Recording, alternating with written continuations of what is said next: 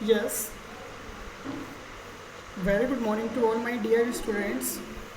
जैसा कि हम पॉलिटिकल साइंस की डिस्कस कर रहे थे, तो पॉलिटिकल साइंस सब्जेक्ट में क्लास 12 में ह्यूमैनिटीज़ बेच में जो यूनिट फर्स्ट थी हमारी, जैसा कि प्रीवियस जो हमारा एक लेक्चर हुआ था उसमें दैट कोल्ड वॉर एरा की जो डिस्कस कर रहे थे, तो ये हमने कंप्लीट कर लिया था कि इस चैप्टर से रिलेटेड एक तो बेसिक कंसेप्ट क्या है, इसमें जो कोल्ड वॉर की जो सिचुएशन बताई गई कि टू सुपर पावर्स जो कंट्रीज़ थी, इन दोनों के बीच में थर्ड वर्ल्ड वॉर की सिचुएशंस पैदा हुई, लेकिन वॉर नहीं हुआ, और इसी पर्पज़ पे ये क्या कहलाया, कोल्ड वॉर। तो कोल्ड वॉर से रिलेटेड मैंने क्या किया है कि एक वीडियो बना रखा है जिसका लिंक इस डिस्क्रिप्शन में आपको, इस वीडियो के डिस्क्रिप्शन में आपको इसका लिंक मिल जाएगा, तो वहाँ से इसकी कंप्लीट स्टोरी को आप देख सकते हो। तो चलिए आज की जो क्लास में हम स्टार्ट करने जा रहे हैं वो था फर्स्ट वर्ल्ड वॉर की भी कंडीशन, हमने प्रीवियस जो वीडियो था उसमें हमने कंप्लीट कर ली थी। आज हम जानेंगे कि यहाँ पे जो सेकेंड वर्ल्ड वॉर है, सेकेंड वर्ल्ड वॉर, तो ये जो सेकेंड वर्ल्ड वॉर की जो डिस्कस हमें करनी है, यहाँ समझना है कि ये सेकेंड वर्ल्ड वॉर क्या था, फर्स्ट वर्ल्ड वॉर क्यों हुआ, सेकेंड वर्ल्ड वॉर क्यों हुआ, और थर्ड वर्ल्ड वॉर की जो सिचुएशन थी हुआ नहीं है, वही क्या कहलाया हमारा, द कोल्ड वॉर। वही सिचुएशन कैसी, द कोल्ड वॉर। तो यहाँ पे सेकेंड जो वर्ल्ड वॉर हुआ था, ये जो सेकेंड वर्ल्ड वॉर हुआ इसका क्या रीज़न था, इसकी क्या स्टोरी थी, ये सेकेंड वर्ल्ड वॉर होने का रीज़न क्या था। तो देखो सबसे बड़ा रीज़न था कि जो भी वॉर होता है तो पर्टिकुलर किसी ना किसी रीज़न से रिलेटेड होता है। तो जापान और चाइना, इन दोनों के बीच में पहले क्या हुआ, कुछ मिसअंडरस्टैंडिंग हो गई। मिसअंडरस्टैंडिंग की बात करी जाए तो यहाँ इन दोनों के बीच में कुछ डिस्ट्रीब्यूशन हुआ था, मतलब कि जापान और चाइना, ये दोनों की वजह से ही सेकेंड वर्ल्ड वॉर हुआ था। जिस तरीके से मैंने आपको बताया था, फर्स्ट वर्ल्ड वॉर जो हुआ था ऑस्ट्रिया और रसिया का जो एक पार्ट था साइबेरिया, रसिया का एक पार्ट था साइबेरिया, तो ऑस्ट्रिया और साइबेरिया के बीच में लड़ाई हुई थी, और उसकी वजह से कि रसिया क्या था, रसिया का वो पार्ट था, इसकी वजह से फर्स्ट वर्ल्ड वॉर हुआ था। इसकी स्टोरी मैंने प्रीवियस क्लास के जो वीडियो है उस वीडियो लेक्चर में मैंने पूरी कंप्लीट स्टोरी मैंने बता रखी है, आप उस वीडियो को ज़रूर देखिए। यस, सेकेंड आज जो हम बात कर रहे हैं सेकेंड वर्ल्ड वॉर की, तो इसकी स्टोरी सिंपल सी थी। क्या स्टोरी थी, देखिए, मंचूरिया वॉज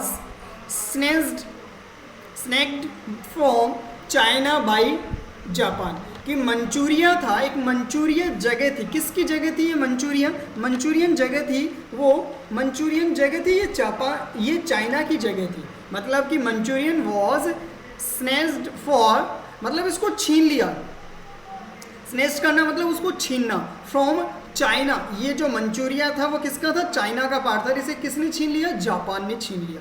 भाई देखो कार्रवाई तो किसने कर दी, वो कहते हैं ना कि जापान ने चांचड़ी, राजस्थानी में एक वर्ड है कि चांचड़ी, तो इसने कर दी भाई। जापान ने क्या किया, कुछ यहाँ पे चाइना का एक लोकेशन था, एक लैंड था जिसका नाम था मंचूरिया, इस लैंड को इसने क्या कर लिया, जापान ने अपने अंडर ले लिया, अपने अंडर मतलब ज़बरदस्ती इसको छीन लिया। तो अब बताओ चाइना कैसे देगा उसको, तो इन दोनों के बीच में क्या हो गया, महायुद्ध छिड़ गया, मतलब सेकेंड वर्ल्ड वॉर की सिचुएशन पैदा हो गई, और वो एट लास्ट वॉर हो ही गया। तो जब जापान ने मंचूरिया छीन लिया था, इस वजह से सेकेंड वर्ल्ड वॉर हुआ था। और यहाँ पे जापान का जो एक्सिस नेशन में थे, मतलब यहाँ पे धुरी राष्ट्र थे, एक्सिस नेशन थे, तो उनमें एक तो जापान था, जापान का सपोर्ट करने के लिए जर्मनी थी, और इसका सपोर्ट करने के लिए इटली थी। तो इधर तो थे 3 कंट्रीज, एक्सिस नेशन में धुरी राष्ट्र में तो थे जापान, जर्मनी और इटली, बट अलायंस पावर मतलब मित्र राष्ट्र, यदि किसी भी राष्ट्र के अंदर ऐसा एक ऑर्गेनाइजेशन है, इस ऑर्गेनाइजेशन में यदि किसी भी नेशन के ऊपर अटैक होता है, किसी कंट्री के ऊपर कोई दूसरी कंट्री अटैक करती है, तो अलायंस पावर में वो सभी देश क्या सोचेंगे कि वो उस देश पे ना हो कि हम पे हुआ है, उस ऑर्गेनाइजेशन में जितने भी हैं, तो उसमें क्या है कि इनका सपोर्ट करने के लिए यूनाइटेड स्टेट ऑफ अमेरिका ने सपोर्ट किया, फ्रांस ने सपोर्ट किया, ब्रिटेन ने सपोर्ट किया, और यूएसएसआर ने भी सपोर्ट किया। देखिए हमने कोल्ड वॉर में इन दोनों की स्टोरी समझी थी, एक तो क्या था यूएसए और दूसरा यूएसएसआर, ये दोनों क्या हैं, ये मित्र राष्ट्र हैं। लेकिन कोल्ड वॉर में क्या हुआ, इन दोनों में ही लड़ाई होने के चांसेस हो गए थे, बट ये युद्ध नहीं हुआ, वॉर नहीं हुआ। वॉर हो जाता तो ये थर्ड वर्ल्ड वॉर होता, और ये इन दोनों में ऐसी स्थिति, ऐसी सिचुएशन पैदा हो गई कि अब वॉर होकर ही रहेगा, लेकिन वो वॉर नहीं हुआ, तो उस वॉर को हम वॉर न कह के कोल्ड वॉर कहेंगे। कोल्ड मतलब शीत युद्ध, ठीक है। तो ये सेकेंड वर्ल्ड वॉर जो हुआ था वो हुआ था 1 सितंबर 1939 से लेके 2 सितंबर 1949 को ये ख़त्म हो चुका था। मतलब सेकेंड वर्ल्ड वॉर स्टार्ट हुआ था 1 सितंबर से लेके 1939 से लेके 2 सितंबर 1949 को ये एंड हो गया था। तो ये यहाँ इसके मिड में 1939 से लेके 1945 तक ये सेकेंड वर्ल्ड वॉर होता रहा। इसमें कौन कौन शामिल थे, कौन कौन सी कंट्री एक्सिस अलाइंड पावर में, मतलब कि यहाँ पे मित्र राष्ट्र में था चाइना के साथ में यूएसएसआर, ब्रिटेन, यूएसए और फ्रांस। अब हम बात करें कि यूएसएसआर की फुल फॉर्म क्या होती है। Full form USSR stands for Union of Soviet Socialist Republic. Union U का होगा यूनियन, ऑफ एस का होगा सोवियत, फिर S Socialist and R Republic. मतलब USSR stands for Union of Soviet Socialist Republic. ठीक है, तो ये क्या है कि इसमें बहुत सारे, यूनाइटेड का मतलब होता है यहाँ, यूनियन का मतलब है कि ये एक संघ था। इस संघ में क्या है, बहुत सारे इसके पास में जो यूरोप कॉन्टिनेंट के पास में जितने भी एशिया और यूरोप के पास में जितने भी जो छोटे छोटे देश थे वो क्या थे कि यूएसएसआर में इंक्लूड थे वो, और वो कंप्लीट बन के एक यूनियन बन गया जिसका नाम क्या रखा कि union of Soviet Socialist Republic, मतलब समाजवादी सोवियत गणराज्य। ठीक है, तो ये सेकेंड वर्ल्ड वॉर, एक जापान ने चाइना का मंचूरिया छीन लिया था, इस वजह से दोनों में लड़ाई हुई, और इस वॉर की वजह से ये एक्सिस में तो जापान का सपोर्ट करने वाला जर्मनी और इटली था, और यहाँ पे चाइना का सपोर्ट करने के लिए यूएस, फ्रांस, ब्रिटेन और यूएसएसआर था, जिसमें पूरी तरीके से हार किसकी हुई, जापान की हार हो गई थी। और जीता कौन था, इधर चाइना की जीत हो गई थी। मतलब इस वक्त चाइना साइलेंट हो गया था, बट यहाँ पे हाईलाइटेड हो गया अमेरिका, क्योंकि अमेरिका का पहले से ही ये था कि अमेरिका ये चाहता था कि मैं पूरे विश्व में एक ऐसा प्रतीक बनाऊं कि मैं सबसे ज़्यादा सुपर पावर हूँ। तो ये अमेरिका इस वॉर में, सेकेंड वर्ल्ड वॉर में रसिया को, मतलब यूएसएसआर को ये साबित करना चाहता था कि सबसे ज़्यादा पावरफुल मैं ही हूँ। तो उसने क्या किया, जापान की 2 जगह थी, हिरोशिमा और नागासाकी, इन दोनों, सेकेंड वर्ल्ड वॉर में ये हुआ था, हिरोशिमा व नागासाकी जापान की ये 2 जगह थी, इन दोनों जगह में क्या किया, इसने अटैक कर दिया। एक सेकेंड, कलर चार्ट येलो ही ठीक है। तो इन दोनों जगह में क्या कर दिया इसने,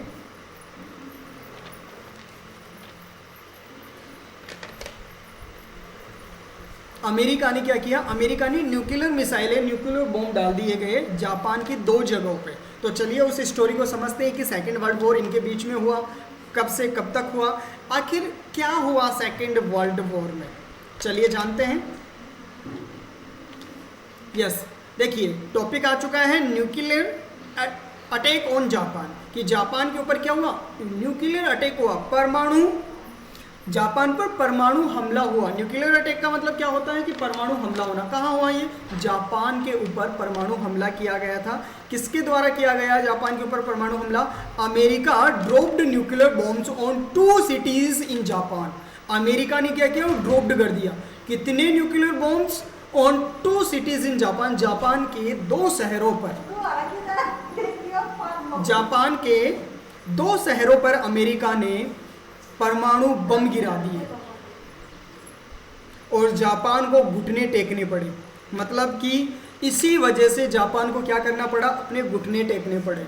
इसी सेकेंड वर्ल्ड वॉर में क्या हुआ कि अमेरिका था जो एक्सिस अलाइन में था, एक्सिस पावर में था, चाइना के सपोर्ट में था, और ये अपने आप को ये साबित करना चाहता था कि मैं सबसे ज़्यादा, यूएसएसआर को दिखाना चाहता था अमेरिका कि मैं सबसे ज़्यादा पावरफुल हूँ।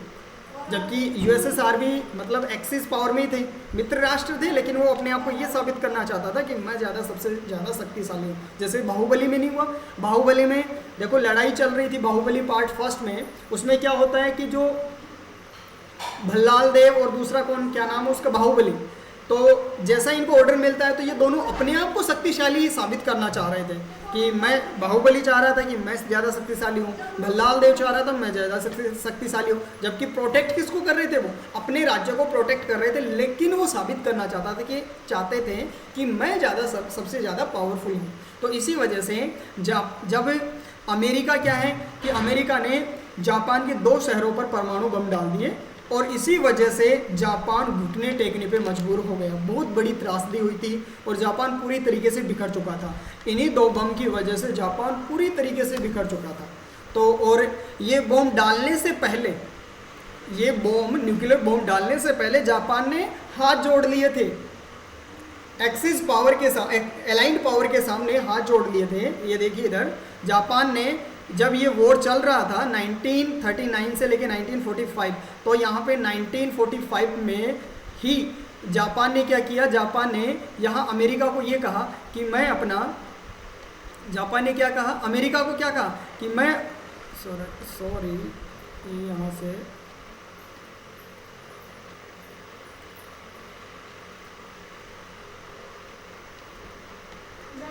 तो जापान ने क्या कहा, जापान ने इन अलायंस पावर कंट्रीज को ये कहा कि मैं वॉर नहीं करना चाहता, मैं अपने वॉर को अवॉइड करना चाहता हूँ। तो जब जापान घुटने टेक चुका था उसके बावजूद भी न्यूक्लियर बॉम्ब डालने से पहले जापान ने क्या किया, जापान ने मतलब कि ये कह दिया था कि मैं अपनी हार मानता हूँ। तो जब जापान ने अलायंस पावर को ये कह दिया था कि मैं अपनी हार मानने के लिए तैयार हूँ, उसके बावजूद भी अमेरिका वर्ल्ड में ये साबित करना चाहता था कि मैं ही ज़्यादा सबसे पावरफुल हूँ, ये चीज़ दिखाना चाहता था यूएसएसआर को। तो इसी वजह से क्या किया उसने, फर्स्ट तो क्या हुआ, 6 अगस्त 1945 को हिरोशिमा, जापान का एक शहर था हिरोशिमा, उस पर क्या कर दिया, बॉम्ब डाल दिया। कौन सा, न्यूक्लियर बॉम्ब। और इसका नेम था, कोडवर्ड नेम था लिटिल बॉय। जो हिरोशिमा पे जो बॉम्ब डाला गया था, हिरोशिमा जापान की जो एक शहर था हिरोशिमा, उस पर जो बॉम्ब डाला गया था उसका न्यूक्लियर बॉम्ब का नाम था लिटिल बॉय। और ये जो बॉम्ब डाला गया था जापान के हिरोशिमा शहर पे, ये बॉम्ब डाला गया था 6 अगस्त 1945 को। एंड सेकंड जो बॉम्ब डाला गया था वो ठीक 6 के 2 डेज के बाद में 9 अगस्त 1945 को, मतलब 6 के बाद में 9 अगस्त 1945 को नागासाकी, ये जापान का दूसरा शहर था, नागासाकी पे दूसरा बॉम्ब डाल दिया अमेरिका ने और उसका कोडवर्ड नेम था फैटमैन। मतलब जो न्यूक्लियर बॉम्ब डाले गए थे, नागासाकी पे जो न्यूक्लियर बॉम्ब डाला गया था उसका नाम था लिटिल बॉय, और सॉरी हिरोशिमा पे जो बॉम्ब डाला गया था उसका नेम था लिटिल बॉय, और नागासाकी पे जो बॉम्ब डाला गया था उसका नेम था फैटमैन। और इनकी बॉम्ब की जो कैपेसिटी थी वो अराउंड 15 to 21 किलोटन्स थी।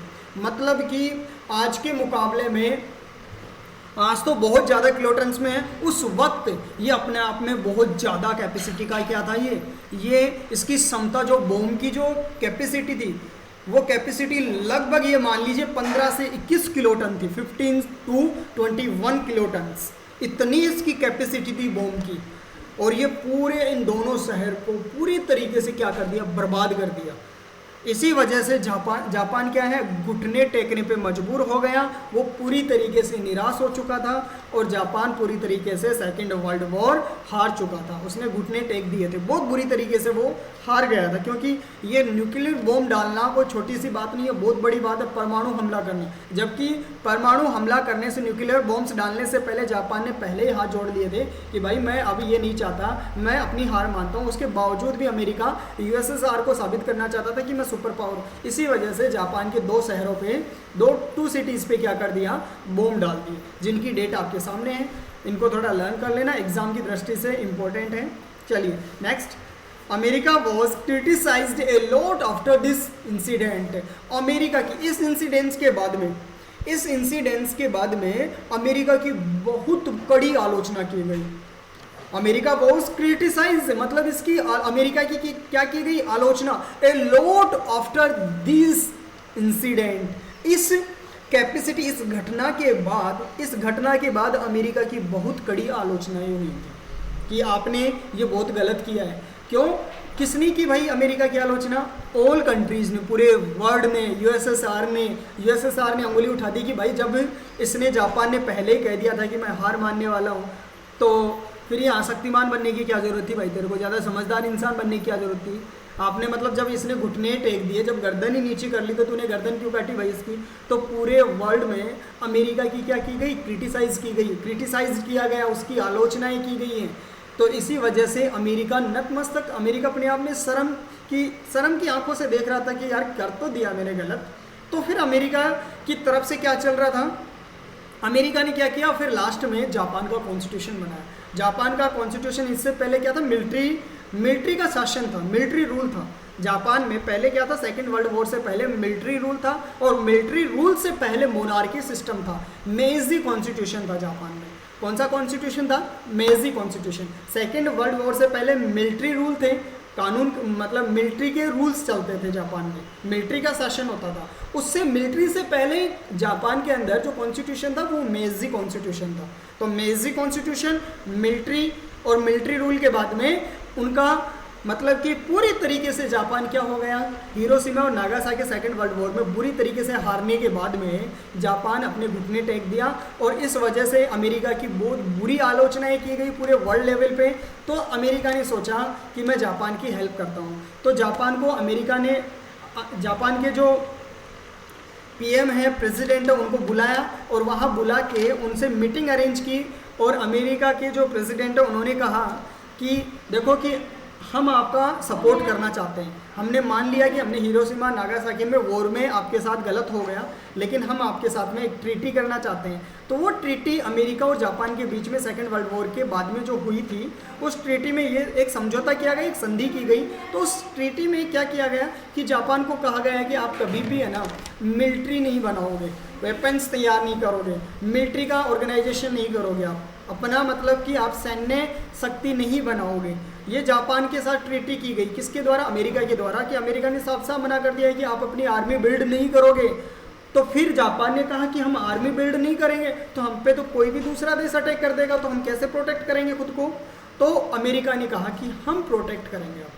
अमेरिका ने क्या कहा कि हम प्रोटेक्ट करेंगे, आप अपनी आर्मी बिल्ड मत करो, हम यदि कोई दूसरा देश आप पे अटैक करेगा तो वो पूरी तरीके से सपोर्ट हम करेंगे। तो उस वक्त अमेरिका ने फाइनेंशियल हेल्प की, और उसके अलावा जो जापान का कॉन्स्टिट्यूशन था वो वापस से रीस्टेब्लिश किया गया, दोबारा बनाया गया। और जापान के कॉन्स्टिट्यूशन में जो कॉन्स्टिट्यूशन 9 है उसमें आर्टिकल 9, जो जापान के कॉन्स्टिट्यूशन में आर्टिकल 9 है, उसमें साफ साफ कहा गया है कि पीस ऑफ कॉन्स्टिट्यूशन कहाँ का होगा, जापान का। जापान का जो कॉन्स्टिट्यूशन है आर्टिकल 9 के अकॉर्डिंग क्या कहा गया है कि जापान का कॉन्स्टिट्यूशन है आर्टिकल 9 के अकॉर्डिंग शांति का संविधान होगा, पीस कॉन्स्टिट्यूशन होगा, मतलब बिल्कुल शांतिपूर्वक संविधान है। तो ये संविधान किसने बनाया, ये संविधान अमेरिका के सहयोग से जापान का कॉन्स्टिट्यूशन बना हुआ है सेकेंड वर्ल्ड वॉर के बाद में।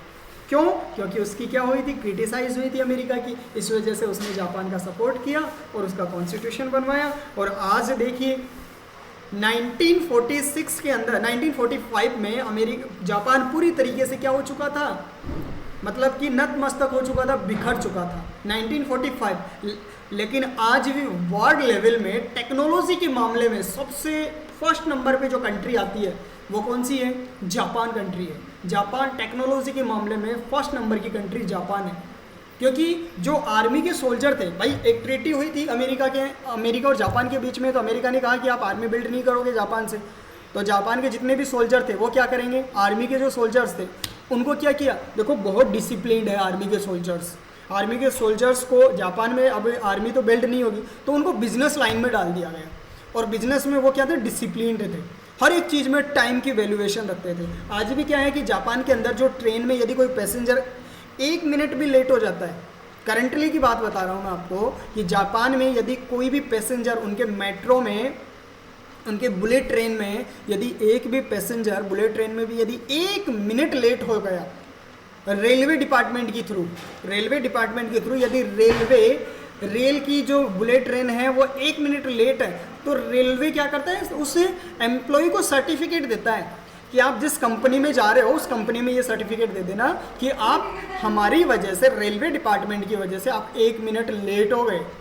ये जापान की क्या है, ये जापान की पॉलिसी है, वहाँ टाइम की वैल्यूएशन है। तभी तो देखो टेक्नोलॉजी के मामले में सबसे ज़्यादा ब्रिलियंट कंट्री का नाम आता है तो जापान का आता है, क्योंकि वहाँ आर्मी बिल्ड नहीं की उन लोगों ने। तो वो आर्मी के जो सोल्जर्स थे वो किस चीज़ में ज़्यादा फोकस किया, प्राइवेट सेक्टर में, बिजनेस लाइन में, और वो डिसिप्लिन्ड थे, हर एक वर्क को डिसिप्लिन्ड तरीके से वो क्या करते थे, कंप्लीट करते थे।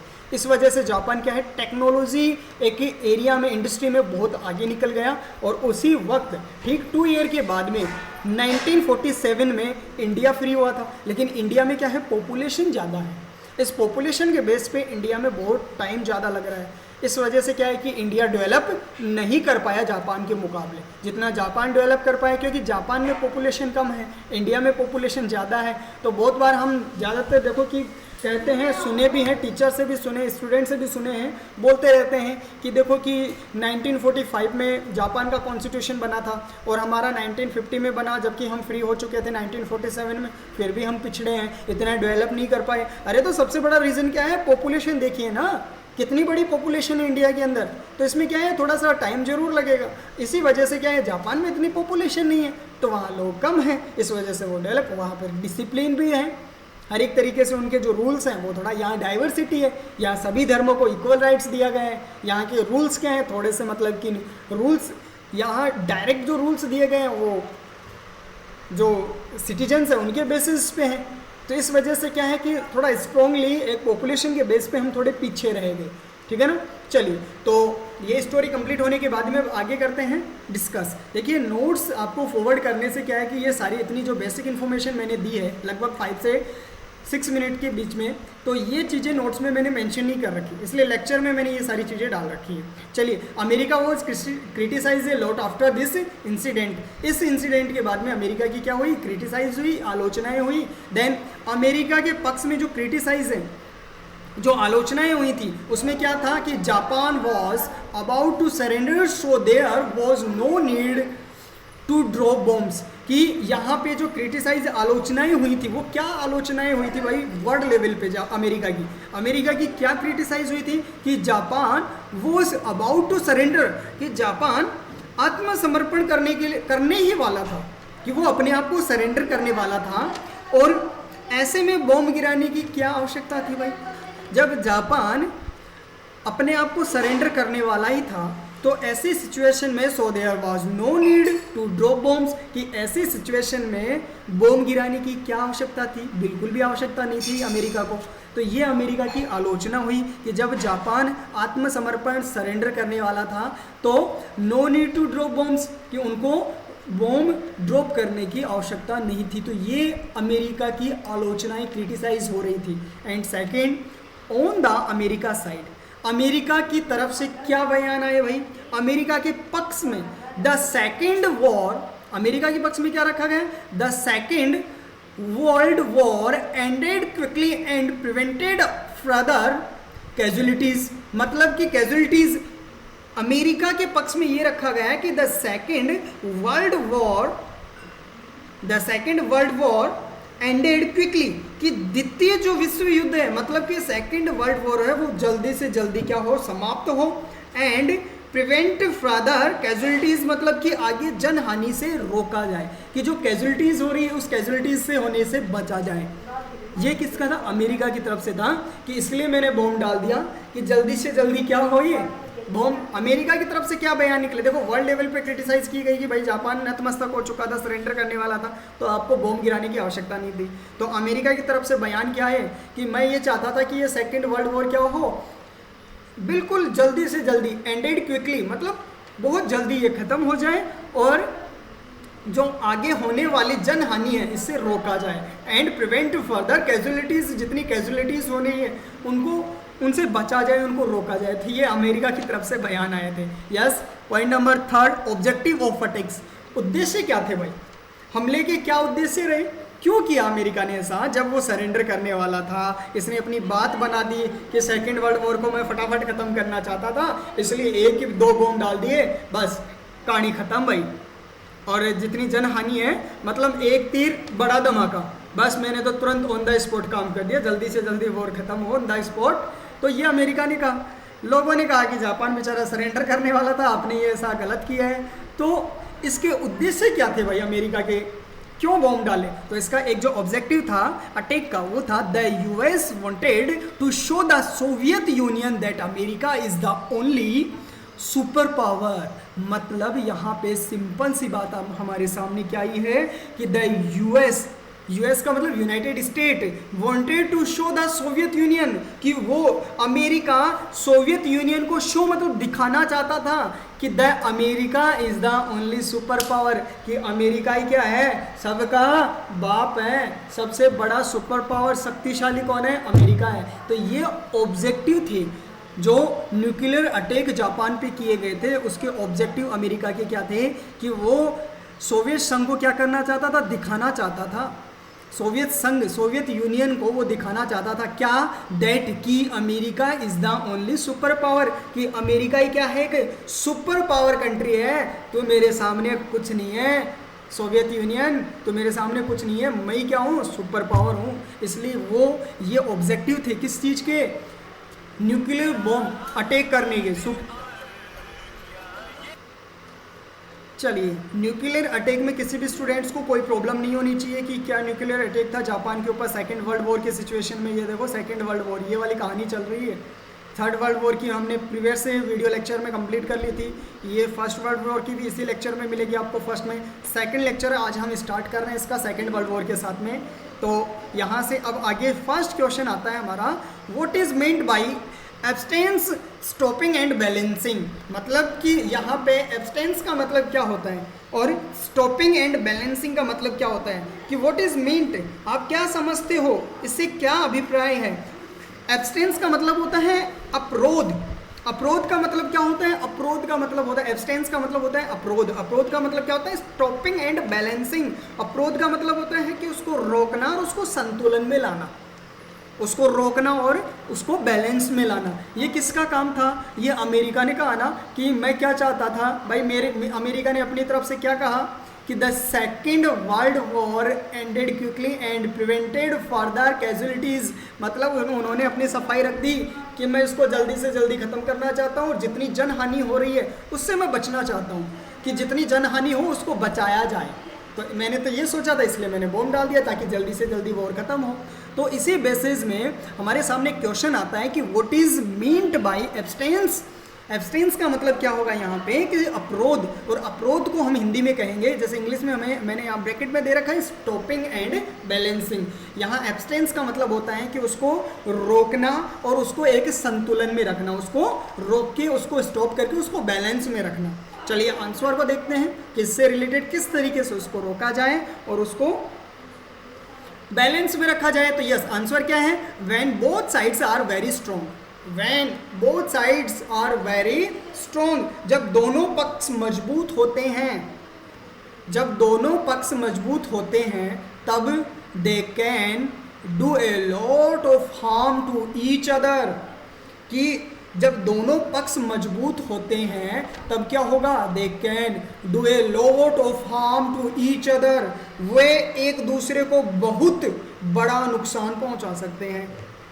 जब दोनों पक्ष, ये कोल्ड वॉर से रिलेटेड क्वेश्चन है, कोल्ड वॉर, ये सेकेंड वर्ल्ड वॉर यहाँ तक ख़त्म होता है और ये क्वेश्चन जो आया है ये कोल्ड वॉर से रिलेटेड है कि दोनों के बीच में एब्सटेंस कैसे हुआ भाई, स्टॉप कैसे हुआ कोल्ड वॉर, और बैलेंस कैसे बना दोनों के बीच में। जब क्यूबा पे मिसाइलें तैनात कर दी, इन दोनों ने कोई गलती नहीं की, उसके बावजूद ये रुका कैसे भाई cold war. Third world war की सिचुएशन कोल्ड वॉर में चेंज हो गई, युद्ध नहीं हुआ, तो ये रुकी कैसे और ये अपने बैलेंस में कैसे आई। तो क्या होता है कि when both sides are very strong, जब दोनों पक्ष होते हैं वो बहुत मजबूत। यहाँ दोनों पक्ष कौन कौन से हैं, बोथ साइड्स कौन कौन सी हैं, यूएसएसआर और यूएसए, मतलब यूनाइटेड स्टेट ऑफ अमेरिका और union of Soviet Socialist Republic, मतलब कि यूएसए एंड यूएसएसआर, ये दोनों क्या हैं, both sides are very strong, ये दोनों क्या थे, सुपर पावर थे।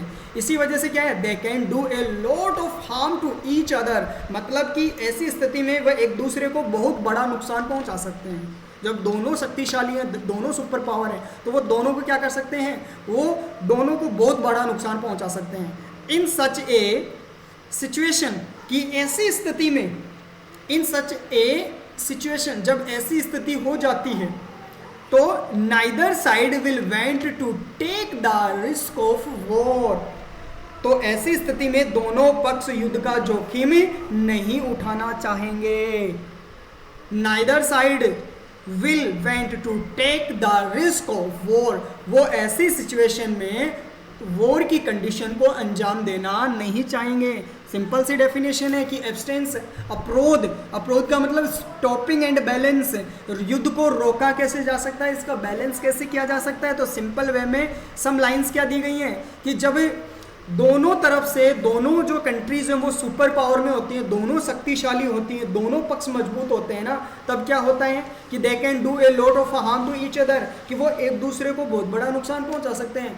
भाई दोनों शक्तिशाली हैं तो वो एक दूसरे को नुकसान पहुंचा सकते हैं, दोनों पावरफुल हैं। तो ऐसी स्थिति में वो दोनों क्या करते हैं, इस नुकसान से, इस कैजुअलिटीज से बचने के लिए वो क्या करते हैं, वो युद्ध को टालने का ही फैसला करते हैं।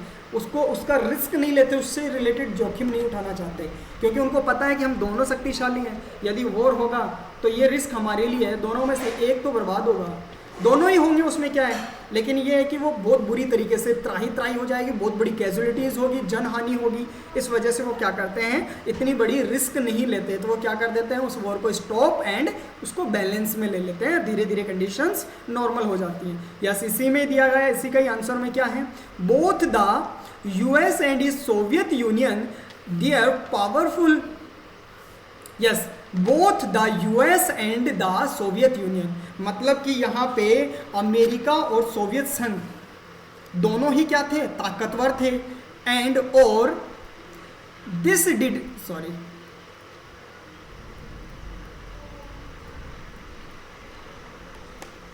And this did not causes war between the two, मतलब एक बार इसी को समझते हैं। यस, रिपीट अगेन कि both the US and the Soviet Union were powerful, America और जो सोवियत यूनियन था दोनों ही क्या थे, ताकतवर थे। और and this did not causes war between the two, मतलब कि इसी के कारण दोनों के बीच युद्ध नहीं हुआ। दे can do a lot, sorry नीचे है, सॉरी माफ करना, this did not causes war between the to, कि दोनों के बीच में युद्ध नहीं हुआ, ये दोनों आपस में क्या थे, सुपर पावर्स में थे, शक्तिशाली थे, इसी वजह से इन दोनों के बीच में क्या नहीं हुआ, वॉर नहीं हुआ। एंड और the world survived the third world war, कि पूरा विश्व तीसरे विश्व युद्ध से बच गया। क्या हुआ भाई, जब देखो अमेरिका और सोवियत यूनियन, अमेरिका और सोवियत यूनियन ये दोनों क्या थे, सुपर पावर्स में थे, इसी वजह से this did not cause war between the two, इन दोनों के बीच में युद्ध नहीं हुआ। And the world survived the third world war, कि इसी वजह से दुनिया, पूरा विश्व, पूरा वर्ल्ड तीसरे विश्व युद्ध से बच रहा था, इसी वजह से दुनिया तीसरे विश्व युद्ध से, थर्ड वर्ल्ड वॉर से बच गई। ठीक है, तो ये कोल्ड वॉर का क्वेश्चन था, सेकेंड वर्ल्ड वॉर यहाँ खत्म होता है। And next, the beginning of two polars worlds, the beginning of two polars worlds, मतलब कि यहाँ पे दो ध्रुवीयता विश्व का आरंभ। भाई वर्ल्ड वॉर हुआ नहीं, वर्ल्ड वॉर नहीं हुआ, फर्स्ट हो गया, सेकंड हो गया, थर्ड नहीं हुआ, थर्ड नहीं हुआ तो क्या हुआ, वो कोल्ड वॉर हो गया। तो कोल्ड वॉर को क्या कर दिया उन्होंने, अवॉइड कर दिया। अवॉइड क्यों किया, क्योंकि दोनों सुपर पावर थे, तो दोनों सुपर पावर थे, इसलिए उन्होंने थर्ड वर्ल्ड वॉर की सिचुएशन को पैदा नहीं होने दिया, और पूरा वर्ल्ड क्या है, थर्ड जो वर्ल्ड वॉर से बच गया।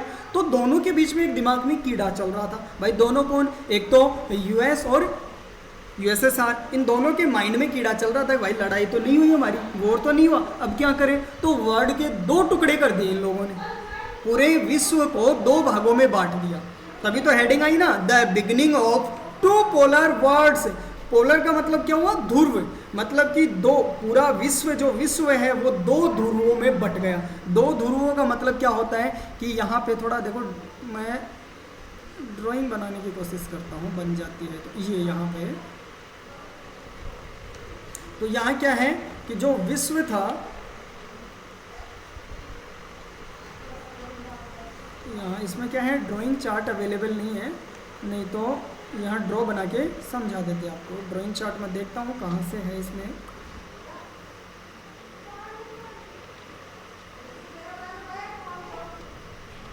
नहीं होगा, सिग्नेचर नहीं, ड्राइंग चार्ट नहीं है इसमें, नहीं तो ड्राइंग चार्ट के अकॉर्डिंग हम इसमें आसानी से, ये टेक्स्ट फॉर्मेट को एक्सेप्ट कर रहे हैं। तो मैं आपको इसे कितना है, इस पेज को तो कंप्लीट करते हैं नाटो। तो इसे बेटा हम एक पूरा ड्राइंग के बेसिस पे समझेंगे, ठीक है। तो आज तक का हम यहाँ तक कंप्लीट करते हैं। नेक्स्ट क्लास में हम the beginning of the two polars words के बारे में डिस्कस करेंगे, और इसे विथ ड्राइंग हम समझेंगे कि जब थर्ड वर्ल्ड वॉर की सिचुएशन जब हुई थी, तो वो थर्ड वर्ल्ड वॉर न होके कोल्ड वॉर हो गया यूएस और यूएसएसआर में, और युद्ध नहीं हुआ क्योंकि दोनों सुपर पावर्स थे। यहाँ तक हमने स्टोरी जान ली है। अब आगे क्या है कि इन लोगों के दिमाग में कीड़ा था, तो इन्होंने क्या कर दिया, पूरे वर्ल्ड के 2 टुकड़े कर दिए भाई। एक तो कर दिया यहाँ पे यूएसएसआर के अंडर में चला गया, एक दूसरा, एक तो ईस्टर्न कैंप बनाया, एक वेस्टर्न कैंप बनाया। ईस्टर्न कैंप था यूएसएसआर के पास में, और वेस्टर्न कैंप था वो अमेरिका के पास में। और ये जो इन्होंने जो लाइन ड्रॉ की थी पूरे वर्ल्ड में, वो यूरोप कॉन्टिनेंट से स्टार्ट की थी, यूरोप कॉन्टिनेंट से स्टार्ट की। और यूरोप कॉन्टिनेंट से जो स्टार्ट की थी, तो यूरोप में एक जगह है जर्मनी, और जर्मनी का जो कैपिटल है वो क्या है, बर्लिन है। जर्मनी का कैपिटल क्या है, बर्लिन। और बर्लिन मतलब कि जर्मनी से, यूरोप कॉन्टिनेंट से ये क्या हुआ, स्टार्ट हुआ, विश्व को 2 भागों में बांट दिया गया। बिल्कुल एक लाइन खींच दी। लाइन खींचने का मतलब एक दीवार खड़ी कर दी, और जो दीवार खड़ी की गई वो यूरोप कॉन्टिनेंट से खड़ी की गई। और यूरोप में एक जगह थी, यूरोप कॉन्टिनेंट में, वो जगह का नाम था जर्मनी, और जर्मनी के जो कैपिटल था वो बर्लिन। और वो दीवार भी कैसी रखी गई, बर्लिन की दीवार रखी गई, और बर्लिन की दीवार बनाई गई। और बर्लिन की दीवार में एक तरफ तो इधर वेस्टर्न में तो एरिया सारा हो गया यूएसए के अंदर, और ईस्टर्न हो गया यूएसएसआर के अंदर। तो मतलब पूरे वर्ल्ड को कितने भागों में डिवाइड कर दिया, 2 पार्ट्स में डिवाइडेड कर दिया। एक तो ईस्टर्न कैंप, और दूसरा ईस्टर्न कैंप था इधर की तरफ यूएसएसआर की तरफ, और वेस्टर्न कैंप था वो था अमेरिका की तरफ। तो पूरे विश्व को 2 टुकड़ों में बांट दिया। तो ये बर्लिन की दीवार बनी, फिर इसको तोड़ा भी गया। आगे की स्टोरी हम समझते हैं नेक्स्ट क्लास में। तब तक के लिए good bye, take care, be safe and be alert. मिलते हैं नेक्स्ट लेक्चर में, तब तक के लिए शब्बा खैर, गुड बाय बेटा। यहाँ से हम स्टार्ट करेंगे, ओके। मिलते हैं नेक्स्ट क्लास में।